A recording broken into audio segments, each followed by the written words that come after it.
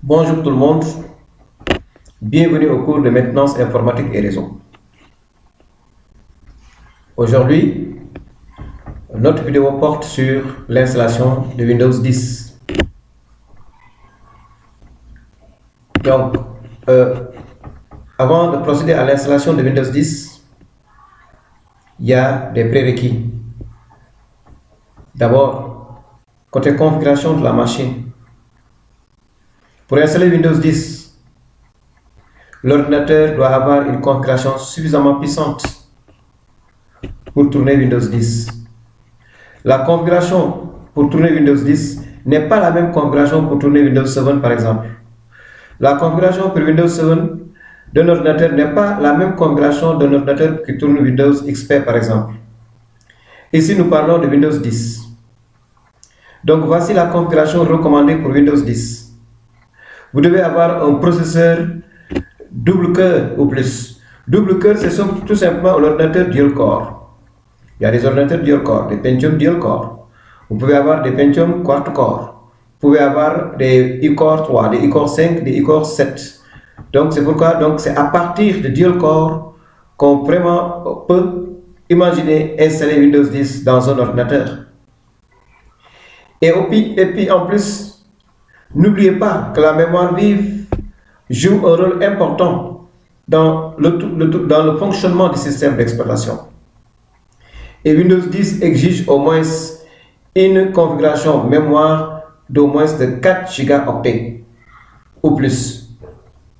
Pas moins, parce que des fois vous avez moins de 4 gigas, vous voulez mettre Windows 10 et vous allez vous apercevoir que votre ordinateur est trop lent. Pourquoi? Parce qu'il y a un problème de mémoire.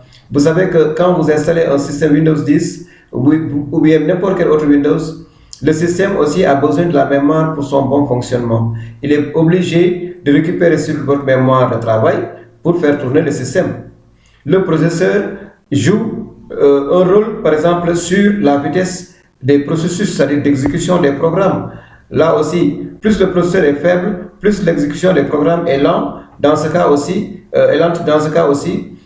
vous allez vous apercevoir que votre machine est au ralenti et vous n'allez pas comprendre pourquoi. Donc, la configuration matérielle de l'ordinateur est une condition sine qua non dans les différentes installations. Le disque dur, que ce soit un disque dur SSD, tant mieux, que ce soit un disque dur HDD, tant mieux. Vous connaissez les disques durs SSD, aujourd'hui c'est les nouveaux disques durs qui sont actuellement sur le marché. Nous avons les disques durs Solid State Drive. Donc, c'est les disques durs électroniques qu'on a maintenant créés à base d'une carte mémoire, tout simplement sans moteur de rotation dans les disques durs. Donc, c'est les disques durs les plus silencieux actuellement dans le monde, les plus sécurisés. Sinon, on a les disques durs classiques qu'on appelle les HDD, Hard Disk Drive. Vous avez des 500 gigas ou plus. Donc, c'est au choix. Si vous voulez, vous pouvez avoir des disques durs, des disques durs SSD, comme vous pouvez aussi avoir des disques durs HDD. Bon, le disque dur n'influe pas trop sur la vitesse de l'ordinateur. C'est vrai qu'un disque dur doit être rapide pour ne pas que ça chauffe dans l'ordinateur parce que la chaleur aussi ralentit la machine. Mais sauf que le disque dur, son rôle primordial, c'est de stocker le système d'exploitation. C'est de stocker les informations. Mais les deux éléments très importants qui jouent sur la rapidité de l'ordinateur, c'est surtout le processeur et la mémoire vive. Donc, pour installer un ordinateur, donc, il faut aussi bien vérifier les critères matériels de votre ordinateur avant de mettre un système. Ensuite, quelle version choisir en installation Windows 10? Dans l'installation de Windows 10, il y a plusieurs versions, sauf que j'ai maintenant ici sélectionné quelques versions. Peut-être que vous allez rencontrer au cours de votre différentes expériences que vous allez mener sur le terrain. J'ai sélectionné le Windows 10 professionnel en premier. En réalité, dans le milieu entreprise, le Windows 10 professionnel est le Windows le plus souhaité parce que c'est le Windows qui renferme toutes les options en même temps maintenance et réseau. Ensuite, vous avez d'autres options qui arrivent, l'option entreprise, Windows 10 éducation, Windows 10 familial. Windows 10 familial est à éviter dans le milieu entreprise, dans le milieu professionnel. Le Windows 10 familial est un Windows tout simplement choisi dans le cadre des machines qui sont peut-être utilisées à domicile par exemple. À domicile, donc, il y a beaucoup de fonctionnalités réseau qui ne sont pas dedans. Donc installer Windows familial dans le milieu où on fait vraiment 100% réseau, 100% informatique, je pense que vous risquez d'être un peu bloqué par rapport à certaines options qui ne vont pas fonctionner dans ce type de système. Ce qui est recommandé, surtout, soit d'installer Windows 10 professionnel ou bien Windows 10 entreprise. Donc là aussi, c'est par rapport au choix. Choix entre un 32 bits et un 64 bits. Là aussi, c'est important pour installer un système d'installation. Avant d'installer l'ordinateur, il faut voir quel type de système la machine doit prendre. Parce qu'il y a deux types de systèmes d'exploitation, comme il y a deux types de processeurs. Il y a des processeurs 32 bits qui prennent le système 32 bits.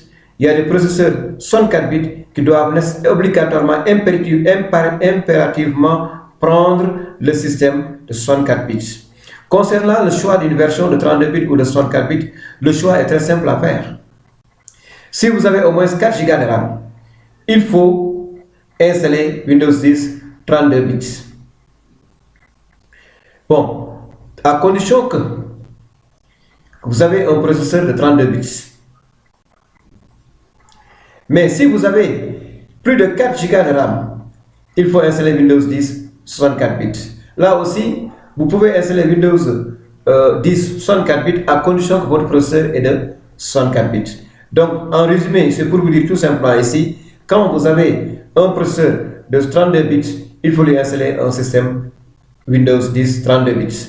Si vous avez un processeur qui tourne sur 64 bits, il faut lui installer un système Windows 10 de 64 bits. C'est ce qui est recommandé. C'est ça qui donne la performance de l'ordinateur. C'est ça qui fait que la machine sera rapide parce que chaque processeur a pris le type de système adéquat, donc qu'il faut pour le bon fonctionnement du système d'exploitation.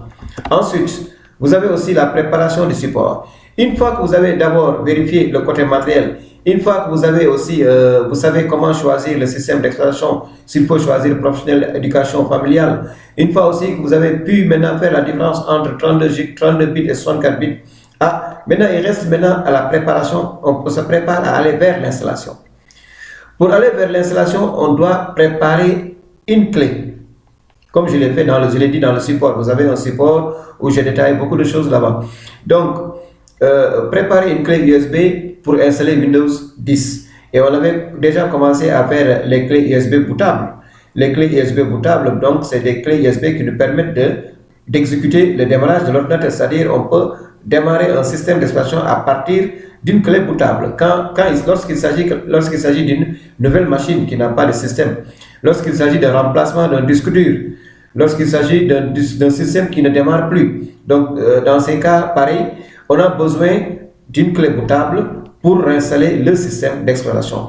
Donc, la dernière fois, dans les dernières vidéos, on a vu comment créer les clés bootables. Non seulement en ligne de commande, en POW ISO, mais aussi sous forme en utilisant Rufus. Donc, voilà, donc la clé bootable est à préparer avant de commencer ou bien avant d'entamer l'installation de Windows 10. Une fois maintenant que vous avez la clé en main, c'est-à-dire la clé USB bootable est sous la main, vous avez votre ordinateur. Donc la première chose, c'est d'accrocher la clé sur la machine. La clé est bootable, vous savez comment on crée une clé bootable. Donc le boot est la séquence de démarrage que suit l'ordinateur. Pour configurer une séquence de démarrage, on peut procéder à deux méthodes. Donc une fois que vous insérez votre clé bootable, on va maintenant configurer à ce que la machine démarre à partir de la clé et non à partir du disque dur. Parce que pour installer, il faut que la clé démarre, faut que la machine démarre à partir de la clé, mais pas à partir du disque dur système. Donc il y a deux méthodes de faire. La première méthode consiste tout simplement à sélectionner le support d'installation grâce à l'assistant de démarrage. Cette méthode consiste à changer l'ordre de priorité du démarrage en accédant à une interface dédiée, le boot menu. Donc là aussi, le boot menu, quand vous démarrez votre ordinateur, automatiquement, vous avez une touche. Pour HP, c'est la touche F9. Pour les autres machines, dans la plupart des cas, c'est F12. Donc, n'attendez pas que la machine démarre, n'attendez pas que la machine affiche. Dès que vous mettez votre ordinateur sous tension, commencez à appuyer de façon discontinue la touche F9 ou bien la touche F12 ou bien toute autre touche, ça dépend de la machine, de la marque de votre ordinateur. Donc, pour tout simplement ouvrir le boot menu, c'est-à-dire pour lancer le boot menu qui vous donne la possibilité de sélectionner la clé USB bootable et de valider. Une fois validé, automatiquement, la machine démarre l'installation du système d'exploitation. Donc, deuxième méthode aussi, vous pouvez faire une chose. Vous allez vous entrer dans le BIOS. C'est la même chose, c'est-à-dire que vous redémarrez votre ordinateur. Avant l'affichage de toutes choses, vous allez directement appuyer soit sur F10 s'il s'agit de HP, F2 s'il s'agit des autres machines. Et puis d'autres touches de fonction, ça dépend aussi des types ou bien des marques de machines. Mais F2 est très répandu dans la plupart des machines pour entrer dans le BIOS d'un ordinateur.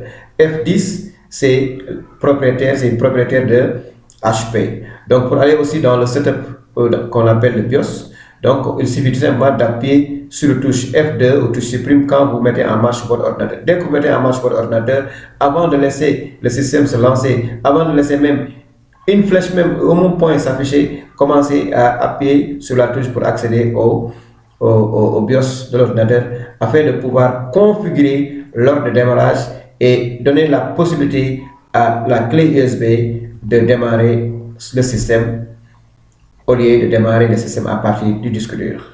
Donc, régler le boot, on peut régler le boot de deux façons. Et la façon la plus facile, c'est tout simplement de lancer le boot menu et directement vous allez avoir la liste des lecteurs sélectionnés et là, automatiquement, vous sélectionnez la clé USB bootable et là, vous lancez automatiquement, l'installation se poursuit. Et là, vous suivez les instructions jusqu'à la fin de l'installation et vous avez réussi. Madame, mademoiselle, monsieur, merci de votre attention. Vous avez quand même de façon détaillée le support, sur le support carrément les installations et les procédures et toutes les différentes étapes de l'installation.